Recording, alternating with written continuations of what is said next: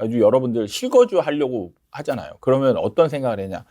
실거주를 하기 위한 집을 사는 게 아니고 실거주를 할 수 있는 그 지역에 내 투자 물건을 찾아서 샀으니까, 기왕에 샀으니까 그냥 거주를 하는 거죠. 이런 개념으로 접근을 하는 거예요. 그러면 차이가 뭐냐? 여러분들은 제가 이제 현장에 있으면서 많이 본 게 뭐냐면 집을 사러 와서 뭘 보냐면 진짜 이 사람의 이제 취향이라는 게 있거든요. 취향이라는 게 있습니다. 그래가지고 그 집이 자기 취향에 맞는지를 이제 막 고르는 거예요. 그러니까 그 사람은 진짜 집으로서만 보는 거죠. 집값 올라갈 거냐 내려갈 거냐에 대한 생각도 하는데 더 중요한 거는 그 집에 들어가서는 자기가 살 공간이 더 중요한 거예요. 그럼 이게 뭐 다 좋은 거 아니냐? 내가 좋으면 다른 사람도 좋아하는 거 아니에요. 절대 아닙니다. 제가 이렇게 그 상담을 해보고 하잖아요. 그럼 취향이 다 달라요. 다 다릅니다. 그리고 그게 일반적이지 않은 취향도 되게 많았어요. 일반적이지 않은. 그리고 정말 가격에 미칠 요인은 아예 없는 건데 그거를 굉장히 크게 부각을 해서 이게 굉장히 부정적으로 보는 사람도 있다는 거죠.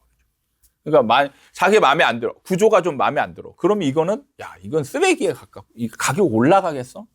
이렇게 생각하는 거죠. 절대 아닙니다. 절대 아니에요. 뭐냐면 그 안에 아파트 안에 다양한 구조들이 있을 수 있잖아요. 근데 그러면 만약 구조 취향대로 가격이 올라간다면 안 올라가는 것도 있고 많이 올라가는 것도 있고 그래야 되잖아요. 근데 아파트 전체가 비슷하게 움직입니다. 비슷하게. 너무 소비재로서 실거주 입장에서 내가 살 공간으로서 물론 살 공간이 중요하긴 한데요. 제가 경험한 바에 의하면 대부분은 적응을 합니다. 마음에 안 들어도 살다 보면 이미 그 공간에 어쩔 수 없이 적응을 하게 돼 있어요. 처음에만 좀 적응하는데 어려움을 좀 겪긴 하지만 살다 보면 다 이상한 데도 살아보고 해도 다 살 공간이다. 그래서 너무 실거주라고 생각을 하더라도 내가 너무 내 입장, 내 취향 이런 거를 고집하면 안 된다. 그냥 일반적인 걸 사세요. 일반적인 거. 그리고 거기에 내 취향하고 안 맞는다. 그럼 맞추세요. 맞추는 게 가장 좋습니다. 왜 그러냐? 잘못하면 내 취향하고 안 맞으면 이게 더 이제 우선순위가 있죠. 더 중요한 결정 우선순위가 있는데 여러분은 투자로 사서 돈이 올라갈 거를 사야 되는데 그러면 내가 이 아파트를 골랐다는 거는 이 아파트는 이제 올라갈 거라고 생각한 거잖아요. 근데 이 아파트에 들어와서 보니까 내 마음에 안 들어. 그럼 어떻게 돼요? 안 살 수 있어요. 안 살 수 있습니다. 그리고 다른 데를 봐야죠. 그럼 여기서 문제가 뭐냐? 이 올라갈 수 있는 집을 제일 처음에 선정한 게 가장 항상 보면 고민 끝에 악수 나온다 이런 바둑 용어가 있거든요.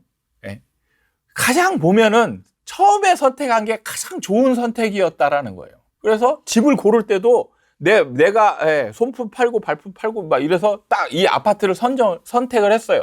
이 아파트면 올라가겠다.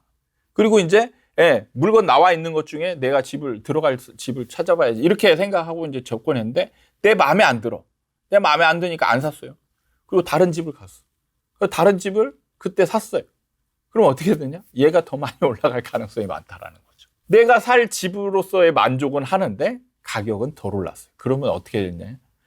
그 집에 대한 애착이나 만족도가 나중에는 처음엔 좀 좋았다가 나중에 떨어져요.